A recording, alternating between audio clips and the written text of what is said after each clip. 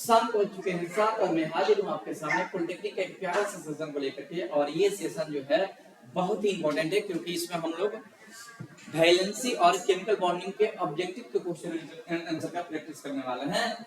और इस चैप्टर से आपके एग्जाम में क्वेश्चन बहुत सारे देखने को मिलते हैं। तो चलिए आज की क्लास शुरू करते हैं। और क्लास शुरू करने से पहले आप सभी से आग्रह है कि जितने लोग भी पॉलिटेक्निक के सीरियस छात्र हैं, चाहते हैं कि इस बार पॉलिटेक्निक हर हाल में अच्छे नंबर से पास करें, तो आज ही हमारे चैनल से जुड़िए और पढ़ाई जो है कंटिन्यू तरीके से कीजिए। ठीक है, तो चलिए आज की क्लास शुरू करते हैं। आज का पहला क्वेश्चन है संयोजकता, वैलेंसी। वैलेंसी शब्द का प्रयोग, वैलेंसी शब्द का प्रयोग किसके द्वारा वैलेंसी शब्द का प्रयोग किया गया था? ऑप्शन है फ्रैंकलिन, कोसल, नील्स और रदरफोर्ड।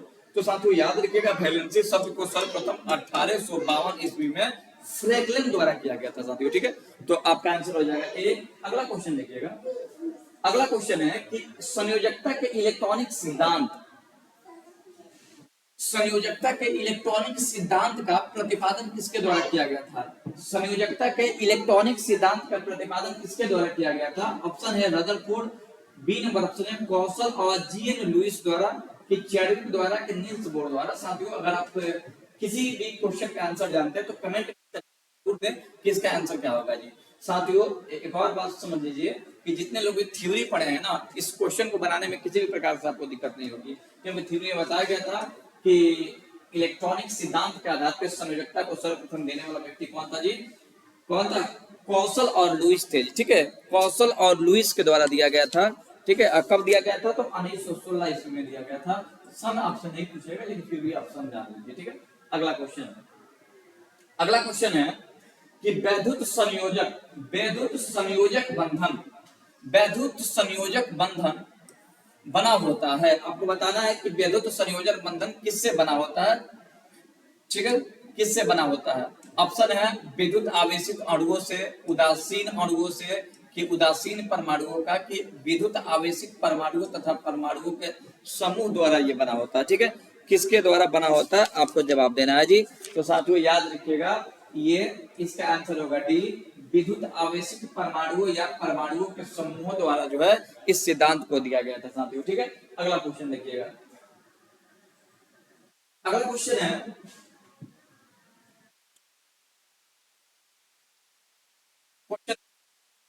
क्वेश्चन नंबर 4 देखिएगा कि संयोजी इलेक्ट्रॉन, कह रहा है कि संयोजी इलेक्ट्रॉन कहलाते हैं।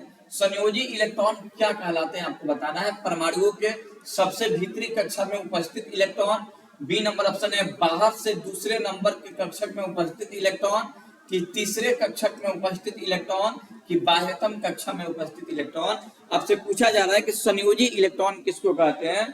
तो संयोजी इलेक्ट्रॉन का मतलब होता है जो आउटर मोस्ट ऑर्बिटल में जो इलेक्ट्रॉन बचते हैं उसी को संयोजी इलेक्ट्रॉन कहते हैं। जैसे कि एग्जांपल देखिएगा, सोडियम का इलेक्ट्रॉनिक कॉन्फ़िगरेशन होगा 1s2 2s2 2p6 3s1।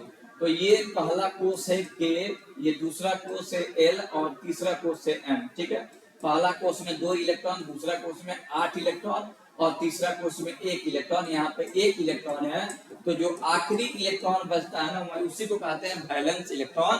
तो साथियों बाह्यतम कक्षा में उपस्थित इलेक्ट्रॉन को क्या कहते हैं? संयोजी इलेक्ट्रॉन कहते हैं। ठीक है, अगला क्वेश्चन देखिएगा। अगला क्वेश्चन है संयोजकता, अगला क्वेश्चन है कि संयोजकता बंध बनता है, यानी कि संयोजकता जो है बंध कैसे बनता है आपको बताना है। इलेक्ट्रॉनों के आदान प्रदान से, कि बाहर से एक इलेक्ट्रॉन को मिलने से, कि इलेक्ट्रॉन बाहर निकलकर जाने से, कि इलेक्ट्रॉनों के साझा से।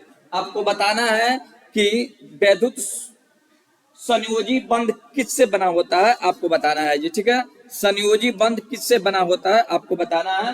तो संयोजी बंध यानी संयोजकता जो है इलेक्ट्रॉनों के साझा से बना होता है। किससे होता है?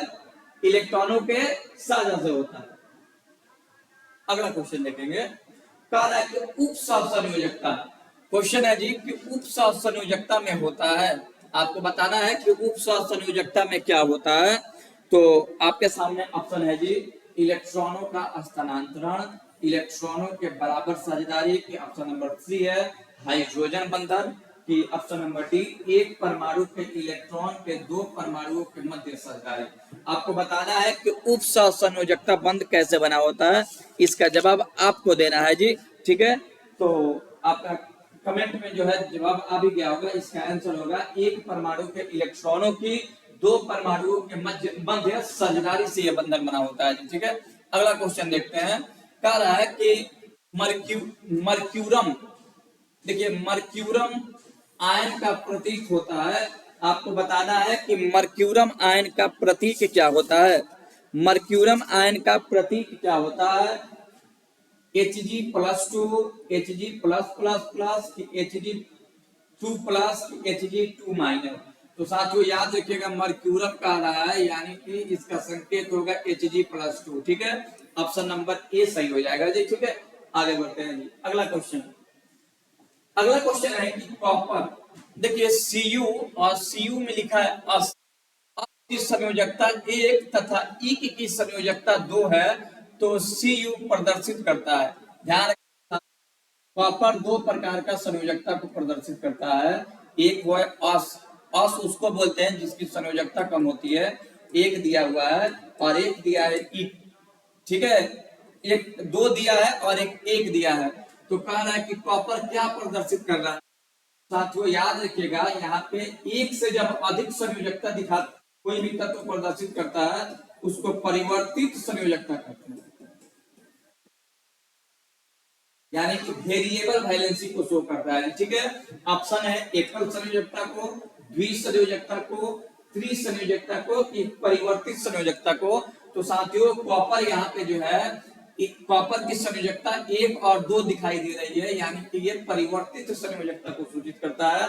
ऑप्शन जो है डी सही हो जाएगा। अगला क्वेश्चन कह रहा है कि सहसंयोजक यौगिक, क्वेश्चन है जी कि सहसंयोजक यौगिक जल में प्राय क्या होते हैं। आपको बताना है कि सहसंयोजक यौगिक जो होता है जल के साथ उसका रिलेशन क्या होता है। घुलनशील होता है, अघुलनशील होता है, वियोजित हो जाता है, कि जल में अपघटित हो जाता है। आपको बताना है कि सहसंयोजक यौगिक जो होता है जल के साथ उसका रिलेशन क्या होता है, आपको बताना है साथियों। ठीक है, तो याद रखिएगा सहसंयोजी जो यौगिक होते हैं जल में अघुलनशील होते हैं। ऑप्शन नंबर बी सही हो जाएगा जी। साथियों अगर आप भी किसी क्वेश्चन का जवाब जानते हो तो कमेंट में जो है इसका जवाब जरूर दें। अगला क्वेश्चन है क्वेश्चन नंबर 10। क्वेश्चन नंबर 10 कह रहा है, क्वेश्चन नंबर 10 कह रहा है कि सहसंयोजक यौगिक,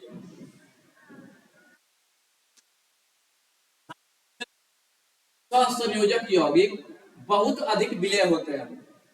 क्वेश्चन नंबर 10, सहसंयोजक यौगिक, सहसंयोजक यौगिक बहुत अधिक विलय होते हैं। किसमें विलय होते हैं आपको बताना है। जल में, कि कार्बनिक विलायकों में, कि जल तथा कार्बनिक विलायकों में, कि उपयुक्त में से किसी भी नहीं। आपको बताना है कि सहसंयोजक यौगिक किसमें ज्यादा घुलनशील होते हैं। जवाब देना है जी। तो इसका आंसर होगा जी कार्बनिक विलायकों में सबसे ज्यादा जो होता है सहसंयोजक यौगिक घुलनशील होता है। ऑप्शन बी हो जाएगा। और ये सारे क्वेश्चन का थ्योरी जो होता है कराया जा चुका है पिछले वीडियो में, तो इसको अगर अच्छे से समझना है, अगर अपने से सब क्वेश्चन का जवाब देना है, तो आपको चाहिए कि पिछला वीडियो इसका जरूर देखिए, उसमें सारे थ्योरी का चर्चा किया गया है। अगला question, question number 11। Question number 11 कहता है कि किसी परमाणु में, क्वेश्चन कह रहा है कि किसी परमाणु में, क्वेश्चन है कि किसी परमाणु में एक इलेक्ट्रॉन, कोई परमाणु है मान लेते हैं एक्स, इसमें से एक इलेक्ट्रॉन निकल जाता है, तो इसमें पॉजिटिव चार्ज हो जाएगा। क्या हो जाएगा? Positive charge. इकाई ऋणावेश होगा, इकाई धनावेश होगा, कि दो इकाई ऋणावेश होगा, कि दो इकाई धनावेश होगा। जब एक इलेक्ट्रॉन अलग हो रहा है तो इकाई धनावेश उत्पन्न होगा। ठीक है, इकाई धनावेश उत्पन्न होगा साथियों। ठीक है, आगे बढ़ते हैं जी। चलिए जी, अगला अगला क्वेश्चन, इसका आंसर हो जाएगा बी। ठीक है, अगला क्वेश्चन देखिएगा, क्वेश्चन नंबर 12। किसी परमाणु द्वारा, कह रहा है कि किसी परमाणु द्वारा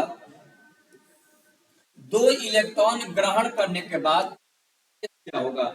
अगर कोई परमाणु है ये दो इलेक्ट्रॉन ग्रहण कर लेगा तो इस पे दो इकाई का धनावेश उत्पन्न हो जाता है। किसी परमाणु पर दो इलेक्ट्रॉन ग्रहण करने पर उस पर आवेश होगा इकाई ऋणावेश के इकाई धनावेश के दो इकाई ऋणावेश के दो इकाई धनावेश। तो साथियों याद रखिएगा, किसी परमाणु द्वारा दो इलेक्ट्रॉन ग्रहण करने पर उस पे दो इकाई ऋणावेश उत्पन्न हो जाता है, यानी ऑप्शन नंबर सी सही होगा जी। ठीक है, ऑप्शन नंबर क्या सही होगा? ऑप्शन नंबर सी सही होगा जी। ठीक है, अगला क्वेश्चन देखते हैं। अगला क्वेश्चन है कि सहसंयोजक यौगिक, क्वेश्चन है कि सहसंयोजक यौगिक के गलनांक और क्वथनांक वैद्युत संयोजन यौगिक की तुलना में क्या होता है? कह रहा है कि सहसंयोजन यौगिक का गलनांक जो है, गलनांक और क्वथनांक वैद्युत संयोजन से क्या होता है? तो साथियों याद रखिएगा, वैद्युत संयोजन का उच्च होता है और सहसंयोजन का कम होता है।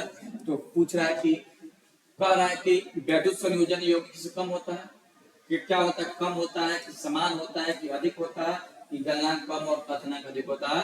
तो ये तीनों गलत है, आंसर सही हो जाएगा ए, यानी कि सहसंयोजन यौगिक का गलनांक और क्वथनांक यानी एमपी और बीपी वैद्युत संयोजन यौगिक की तुलना में क्या होता है? अगला क्वेश्चन देखिएगा। अगला क्वेश्चन है,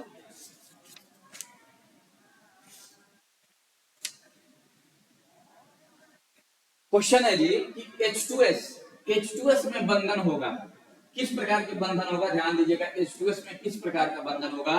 वैद्युत संयोजक, सहसंयोजक कि हाइड्रोजन संयोजक कि एकांकी बंधन? तो साथियों याद रखिएगा, ये भी नॉन मेटल और ये भी नॉन मेटल।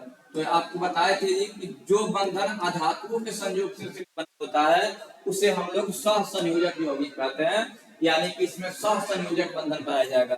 चलिए आगे बढ़ते हैं जी। अगला क्वेश्चन, क्वेश्चन नंबर 15, बड़ा ही शानदार क्वेश्चन है जी। क्वेश्चन नंबर 15, क्वेश्चन क्या कह रहा है? ध्यान दीजिएगा, क्वेश्चन कह रहा है कि निम्न में से किस यौगिक में सहसंयोजन बंधन है? निम्न में से किस यौगिक में सहसंयोजन बंधन है? तो सहसंयोजन में non metal plus non metal होना चाहिए। अगर नॉन मेटल से कोई बंधन बना है तो सहसंयोजक होगा। ऑप्शन है MgCl2, NaCl2, CH4 कि CH4। तो देखिए ध्यान दीजिएगा, इसमें मेटल नॉन मेटल है तो ये भी नहीं होगा, ये भी नहीं होगा और ये भी नहीं होगा, इसमें दोनों अधातु है। तो ऑप्शन नंबर सी सही हो जाएगा जी। ऑप्शन नंबर सी आपका आंसर होगा जी। अगला क्वेश्चन देखिएगा। अगला क्वेश्चन है, बड़ा ही शानदार क्वेश्चन है, ऐसे क्वेश्चन आपके एग्जाम में जरूर देखने को मिलते हैं जी। तो आइए क्वेश्चन पे चर्चा करते हैं जी। कह रहा है कि तत्व ए तथा तत्व बी के परमाणुओं के बाह्यतम कक्षा में क्रमशः 2 और 6 इलेक्ट्रॉन है, तब इससे बनने वाले यौगिकों का सूत्र होगा। देखिए, एक है ए और एक है बी, इसका वैलेंस इलेक्ट्रॉन दिया है 2 और इसका वैलेंस इलेक्ट्रॉन दिया है 2। साथियों याद रखिएगा, बंधन बनाने के लिए वैलेंसी की आवश्यकता होती है, तो इसकी वैलेंसी क्या हो जाएगी साथियों? इसकी वैलेंसी हो जाएगी 2 और इसकी वैलेंसी निकालेंगे तो चूंकि वैलेंस इलेक्ट्रॉन की संख्या 8 से अधिक है तो 8 - 6 हो जाएगा, सॉरी 6 से यहाँ पे वैलेंस इलेक्ट्रॉन की संख्या जो है 4 से अधिक है, 6 है। तो हम लोग क्या करेंगे, 8 में से 6 को घटा लेंगे, यानी इसकी भी वैलेंसी 2 और इसकी भी वैलेंसी 2। अगर अब आपसे पूछेगा कि बताओ कंपाउंड कैसा बनेगा, इसका वैलेंसी 2 है और इसका भी, चूंकि 8 में से घटा तो माइनस, ये 2 कैंसिल हो जाएगा, बनेगा ए बी। यानी आपसे पूछेगा किस प्रकार का यौगिक बनेगा, तो साथियों आंसर हो जाएगा ए बी। ठीक है, बड़ा ही रोचक क्वेश्चन है, इसको आप लोग अच्छे तरीके से देखेंगे। ठीक है, अगला क्वेश्चन है जी। अगला क्वेश्चन देखिएगा। अगला क्वेश्चन क्या रहा है कि वह कौन सा यौगिक है जो पानी में घुलने पर अच्छा विद्युत का चालक होता है जबकि इसके पूर्व विद्युत का कुचालक होता है? आपको बताना है कि कौन सा यौगिक जो होता है जलीय विलयन में विद्युत का सुचालक होता है। ऑप्शन है सहसंयोजक ठोस कि आयनिक ठोस कि आणविक ठोस कि धात्विक ठोस। तो साथियों आपका आंसर, हम लोग वैद्युत सहसंयोजक यौगिक कहते हैं साथियों, आपका आंसर हो जाएगा। अगला क्वेश्चन देखिएगा, क्वेश्चन नंबर 18 कह रहा है कि आयनिक बंध बनने की शर्त क्या है? बड़ा ही रोचक क्वेश्चन है जी। कह रहा है कि आयनिक बंध बनने की शर्त है कि, क्या शर्त है आपको बताना है।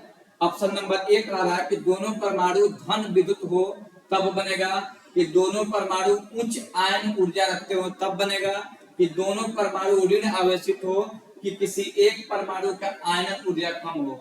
आपको बताना है कि ये बंधन कब बनता है साथियों, जवाब देना है जी आपको। ठीक है, देखिएगा, तो इस बंधन का निर्माण तब होता है जब किसी एक परमाणु की आयनन ऊर्जा कम होती है और एक की अधिक होती है। ठीक है, यानी एक धातु होना चाहिए और एक अधातु होना चाहिए। ऑप्शन नंबर डी सही हो जाएगा जी। अगला क्वेश्चन देखिएगा, सोडियम क्लोराइड, सोडियम क्लोराइड में बंद होते हैं। साथियों क्वेश्चन है कि सोडियम क्लोराइड में बंद होता है सहसंयोजक बंध, वैद्युत सहसंयोजक बंध कि उप सहसंयोजक बंध कि उपयुक्त में से कोई नहीं। आपको कह रहा है कि बताइए सोडियम क्लोराइड। साथियों सोडियम क्लोराइड का फॉर्मूला होता है NaCl, ये है मेटल, ठीक है, और क्लोरीन है नॉन मेटल, नॉन मेटल है, यानी ये धातु और अधातु से मिलकर बना है। धातु और या धातु से मिलकर बना होगा तो ये आयनिक होगा, यानी कि आयनिक को ही हम लोग वैद्युत संयोजन कहते हैं। यानी आंसर जो है बी सही हो जाएगा जी, वैद्युत संयोजन बी। ठीक है, बड़ा ही अच्छा क्वेश्चन है जी। अगला क्वेश्चन देखते हैं।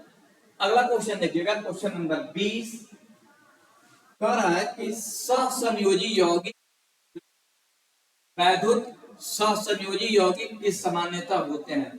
कह रहा है कि सहसंयोजन के तुलना में वैद्युत सहसंयोजन के यौगिक में क्या होता है। उच्च गलनांक तथा उच्च क्वथनांक, निम्न गलनांक तथा निम्न क्वथनांक, निम्न गलनांक तथा उच्च क्वथनांक, उच्च गलनांक तथा निम्न क्वथनांक। कह रहा है कि सहसंयोजन यौगिक की तुलना में वैद्युत सहसंयोजन यौगिक की सामान्यता होते हैं, यानी कि वैद्युत के बारे में पूछा है। तो वैद्युत का क्या होता है, उच्च गलनांक और उच्च क्वथनांक होता है। ऑप्शन नंबर ए सही हो जाएगा जी, ऑप्शन नंबर ए। अगला क्वेश्चन देखिएगा, अगला क्वेश्चन है, ठीक है, अगला क्वेश्चन देखेंगे।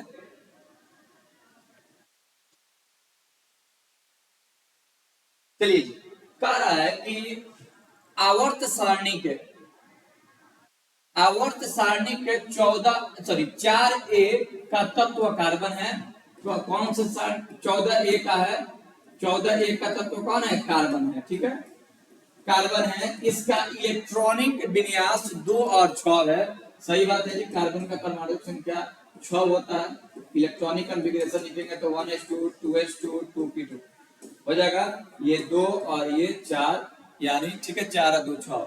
इसलिए कार्बन को अस्थायी विन्यास प्राप्त करना चाहिए। अस्थायी विन्यास कैसे प्राप्त करेगा, 4 को दे करके हो जाएगा, या फिर देखिए अस्थायी प्राप्त करेंगे 2 और 4, तो इसके बाहरी कक्षा में 8 हो जाए या 0 हो जाए, तो या तो 4 दे देगा या तो 4 ले करके। ठीक है, तो 4 इलेक्ट्रॉनों के साझा करके, 4 इलेक्ट्रॉन प्राप्त करके, 4 इलेक्ट्रॉन खो करके, इनमें से कोई नहीं। साथियों इसका आंसर हो जाएगा 4 इलेक्ट्रॉनों का साझा करके। चूंकि ये कार्बन जो है नॉन मेटल है तो ये देता नहीं है, इलेक्ट्रॉनों की साझेदारी करता है। ये ऑप्शन नंबर ए सही हो जाएगा। ठीक है, अगला क्वेश्चन देखिएगा। अगला क्वेश्चन है कि NaCl, क्वेश्चन है साथियों NaCl, CCl4, MgCl2, N2, HCl तथा Cl2 के अणुओं में कौन सा आयनिक बंधन है, पहचानिए। कह रहा है किसमें आयनिक बंधन है, आपको बताना है साथियों। तो आयनिक बंधन हो रहा है NaCl में आयनिक बंधन होगा, MgCl2 में आयनिक बंधन होगा, ठीक है, और आयनिक बंधन होगा HCl में। ठीक है, HCl में होगा। ऑप्शन दिया है MgCl2, HCl, NaCl, और ये Cl नहीं होगा जी, ये नहीं होगा। ठीक है, तो अगर ये तीनों नहीं देगा तो जहां भी ये दोनों लिखा होगा यही आपका आंसर हो जाएगा, यानी आपका आंसर हो जाएगा ऑप्शन नंबर बी हो जाएगा सही जी। ठीक है, अगला क्वेश्चन, अगला क्वेश्चन आप लोग कमेंट में इसका जवाब दीजिए कि क्या होगा। क्वेश्चन देखिएगा, क्वेश्चन है कि निम्नलिखित में से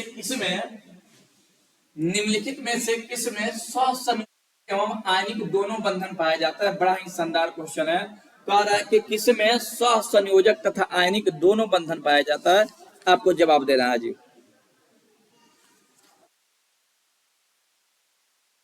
आपको बताना है कि किसमें सहसंयोजक तथा आयनिक बंधन पाया जाता है।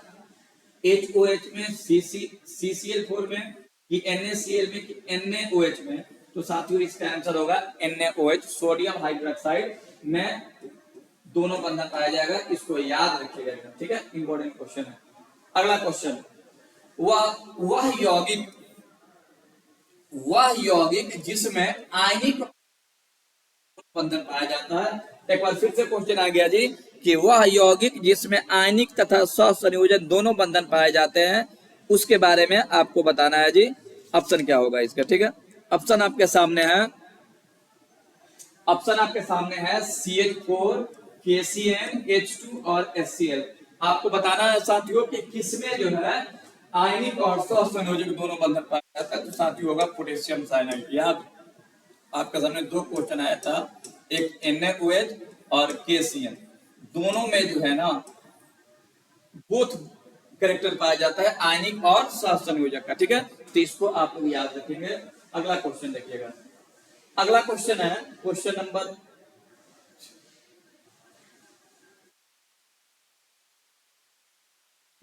चलिए क्वेश्चन नंबर 25 देखेंगे। निम्नलिखित में से कह रहा है कि निम्नलिखिट में से उप सहसंयोजक यौगिक कौन सा है।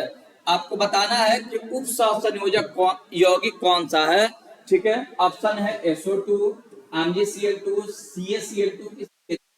साथियों कमेंट में जवाब दीजिए कि इसका आंसर क्या होगा जी। तो इसका आंसर होगा SO2 या फिर ऑप्शन में आ जाता है SO4-2। ये उप सहसंयोजक यौगिक होता है। क्लियर। आगे बढ़ते हैं जी। अगला क्वेश्चन देखिएगा। देखिए ये उन बच्चों को ज्यादा समझ में आएगी क्वेश्चन जो लोग थ्योरी को अच्छे तरीके से पढ़ करके क्वेश्चन को देख रहे होंगे, ठीक है। अगला क्वेश्चन है कि NaCl का क्रिस्टल बना होता है। कह रहा है कि NaCl का क्रिस्टल किसका बना होता है, आपको जवाब देना है। ऑप्शन है NaCl अणु का, कि Na तथा Cl परमाणु का, कि Na प्लस तथा Cl माइनस का, कि Na इतना का। तो साथियों NaCl क्रिस्टल में सोडियम आयन होता है और क्लोरीन आयन होता है, ठीक है। ऑप्शन हो जाएगा C। आगे बढ़ते हैं जी। अगला क्वेश्चन,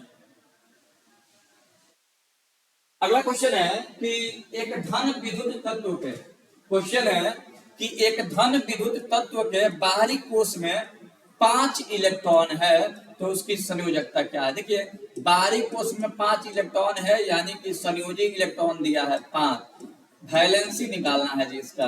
तो वैलेंसी कैसे निकलेगा, 8 - Be। तो 8 का 8, 8 में से 5 गया 3। तो लेकिन ये चूंकि इलेक्ट्रॉन को ले रहा है 3 तो हो जाएगा -3, ठीक है। क्या हो जाएगा जी, -3 हो जाएगा, ठीक है। सॉरी -3 नहीं लिखना, प्लस में याद आ रहा, तो ये हो जाएगा +3, ठीक है। ऑप्शन हो जाएगा ऑप्शन नंबर डी। अगला क्वेश्चन देखिएगा। किसी तत्व के नाभिक में, किसी तत्व के नाभिक में 9 प्रोटॉन है तो इसकी संयोजकता क्या होगी। साथियों याद रखिएगा प्रोटॉन 9 है, इसमें कोई चार्ज नहीं दिया तो प्रोटॉन जो है ना बराबर होता है, तो कितना हो जाएगा 9। इलेक्ट्रॉनिक कॉन्फ़िगरेशन लिखेंगे 1s2 2s2 2p6 2p5 हो जाएगा 2p5। तो पहला कोष में 2 गो और दूसरा कोष में 7 गो, 2 और 7 यानी इसकी वैलेंसी कितनी होगी जी। चलिए वैलेंसी इलेक्ट्रॉन कितनी होगी 7। तो वैलेंसी कैसे निकालेंगे, वैलेंसी निकलेगा 8 - B होगा। तो 8 - 7 बोले तो 1 हो जाएगा, ठीक है। यानी इसकी वैलेंसी कितनी होगी जी, इसकी वैलेंसी होगी 1 यानी इसकी संयोजकता हो जाएगी 1। अगर आपको थ्योरी पे कमांड है साथियों तो आपको क्वेश्चन बनाने में किसी भी प्रकार से दिक्कत का सामना नहीं करना होगा, ठीक है। अगला क्वेश्चन देखिएगा। हाइड्रोजन के यौगिक में प्राय बंधन होते हैं, हाइड्रोजन के यौगिक में प्राय बंधन होते हैं वैद्युत संयोजक, सहसंयोजक की उप सहसंयोजक की ए और सी दोनों। आपको बताना है कि हाइड्रोजन के यौगिक में कौन सा बंधन होता है। यौगिक हाइड्रोजन के यौगिक में प्राय कौन सा बंधन होता है, आपको जवाब देना है जी, ठीक है। तो याद रखिएगा साथियों हाइड्रोजन के बंधन में सहसंयोजक यौगिक होता है, सहसंयोजक बंधन होता है, ठीक है। अगला क्वेश्चन, वैद्युत संयोजक बंधन बनता है प्राय। आपको बताना है कि वैद्युत संयोजक बंधन बनता है इलेक्ट्रॉनों के साझेदारी से, कि इलेक्ट्रॉनों के हस्तांतरण से, कि इलेक्ट्रॉनों के आदान प्रदान से, कि इनमें से कोई नहीं। वैद्युत संयोजन का मतलब होता है आयनिक बंधन, ठीक है। और आयनिक बंधन बनता है इलेक्ट्रॉनों के हस्तांतरण से यानी कि ट्रांसफर से ये बंधन बने होते हैं जी, ठीक है। आगे बढ़ते हैं जी। क्वेश्चन नंबर 31 देखेंगे। क्वेश्चन नंबर 31 कह रहा कि नाइट्रोजन अणु में, नाइट्रोजन अणु में एकल बंध है, त्रिबंध है, द्विबंध है, इनमें से कोई नहीं। नाइट्रोजन का फॉर्मूला होता है N2। अगर इलेक्ट्रॉनिक कॉन्फ़िगरेशन लिखेंगे NH2 1s2 2s2 2p3, तो ये हो गया 2 और ये हो गया कितना 3 और 2 5, 5 और 2 7, परमाणु संख्या इसका 7 होता है जी। तो 2 और 5 हो गया, ठीक है। वैलेंस इलेक्ट्रॉन इसका निकालेंगे बाबू, तो 5 हो गया। अब वैलेंसी इसका जो यानी कि ये बंधन में ट्रिपल बनाएगा, देख लो। वैलेंस इलेक्ट्रॉन 5, इसका भी 5, तो ये 3 ले लिया और ये 3 इधर से ले लिया, यानी कि नाइट्रोजन के अणुओं के बीच त्रिबंध पाया जाता है, यानी कि ऑप्शन हो जाएगा बी, त्रिबंध, ठीक है। अगला क्वेश्चन देखेंगे साथियों। अगला क्वेश्चन है कि N2O5 में नाइट्रोजन की ऑक्सीकरण संख्या कितनी होती है। N2O5 में नाइट्रोजन की ऑक्सीकरण संख्या कितनी होती है, आपको बताना है जी। चलिए, तो नाइट्रोजन की ऑक्सीकरण संख्या निकालते हैं। N2O5 है तो 2 गो N है और 5 गो O है, और इस पे कोई चार्ज नहीं है, तो ऑक्सीकरण संख्या 0 होगा। 2 का 2N 5, और ऑक्सीजन का ऑक्सीकरण संख्या -2 होता है, 0 का 0। तो 2N और -10 बराबर 0, तो 2N उधर जाएगा तो 10, 2 × 10, यानी N का मान हो जाएगा 5, ठीक है। N का मान कितना हो जाएगा 5, यानी ऑप्शन नंबर डी सही होगा जी। नाइट्रोजन की ऑक्सीकरण संख्या 5 होगा, ठीक है। अगला क्वेश्चन, KCl में पोटेशियम और कह रहा है कि KCl में पोटेशियम और क्लोरीन परमाणुओं के मध्य बंधन होता है। वैद्युत संयोजन, सहसंयोजक, उप सहसंयोजक, इनमें से कोई नहीं। देखिए, कंपाउंड आपके पास दिया है KCl, तो देखिए ये है मेटल, ठीक है, और क्लोरीन है नॉन मेटल। नॉन मेटल है, यानी ये बंधन धातु और अधातु से मिलकर बना है, और धातु और अधातु किसमें होता है, वैद्युत सहसंयोजक में होता है, यानी ऑप्शन नंबर ए हो जाएगा, ठीक है। ऑप्शन नंबर क्या सही होगा जी, ए सही होगा, ठीक है। अगला क्वेश्चन, अगला क्वेश्चन है, ठीक है। क्वेश्चन थोड़ा सा अजीब प्रकार से लिखा जा चुका है, उसको समझिएगा। देखिए, कह रहा है कि इसको हटाइए, ये उस क्वेश्चन का है। निम्न में से कौन सा पदार्थ सहसंयोजक, आपको बताना है कि कौन सा पदार्थ सहसंयोजक है। CaCl2, H2O, K2O की MgO। ध्यान रखिएगा, ये भी धातु अधातु से मिलकर बना है, ये भी धातु अधातु से मिलकर बना है, ये भी धातु अधातु से मिलकर बना है, ये सिर्फ धातु से मिलकर बना है, तो इसका आंसर हो जाएगा H2O। क्या आंसर होगा जी, H2O हो जाएगा। आगे बढ़ते हैं जी। अगला क्वेश्चन है कि निम्न अणुओं में, क्वेश्चन है जी कि निम्न अणुओं में सहसंयोजक, निम्न अणुओं में सहसंयोजक बंधन होता है। आपको बताना है कि निम्न अणुओं में सहसंयोजक नहीं जी, उप सहसंयोजक बंधन किसमें होता है। जल में होता है कि अमोनियम क्लोराइड में होता है कि मीथेन में होता है कि मैग्नीशियम क्लोराइड। जल का फॉर्मूला H2O, अमोनियम क्लोराइड का फॉर्मूला होता है NH4Cl, और मीथेन का होता है CH4, और मैग्नीशियम क्लोराइड का होता है MgCl2। तो साथियों याद रखिएगा, अमोनियम क्लोराइड NH4Cl, इसको नवसागर के नाम से भी जानते हैं, इसको नाम भी याद रखिएगा, नवसागर, नवसागर के नाम से भी जाना जाता है। इसमें जो है कौन सा बंधन पाया जाता है, कोऑर्डिनेट बॉन्ड पाया जाता है, ठीक है। अगला क्वेश्चन कह रहा है कि एक तत्व, क्वेश्चन है जी, एक तत्व का परमाणु भार 24 है, ठीक है, तथा इसके नाभिक में 12 न्यूट्रॉन है, तो इसकी संयोजकता क्या होगी। देखिए, परमाणु भार दिया है कितना, परमाणु भार दिया है कितना 12, ठीक है, और न्यूट्रॉन कितना दिया है, न्यूट्रॉन दिया है कितना 12। तो आप जानते हैं ना कि परमाणु भार बराबर होता है, परमाणु भार को ए कहते हैं साथियों, ए बराबर होता है P+N। तो ए कितना है, परमाणु भार 12 नहीं है जी, 24 से क्या लिखा जाता है 24, और प्रोटॉन हमको नहीं मालूम है, न्यूट्रॉन दिया है 12, तो प्रोटॉन जब निकालेंगे तो 24 में से 12 घट जाएगा, यानी 12 आ जाएगा, यानी प्रोटॉन कितना होगा 12। प्रोटॉन जो है ना, प्रोटॉन जो है परमाणु संख्या के बराबर होता है, तो परमाणु संख्या 12, यानी कि एलिमेंट हो जाएगा मैग्नीशियम, ठीक है। इलेक्ट्रॉन हो जाएगा, सॉरी, एलिमेंट हो जाएगा मैग्नीशियम, परमाणु संख्या 12।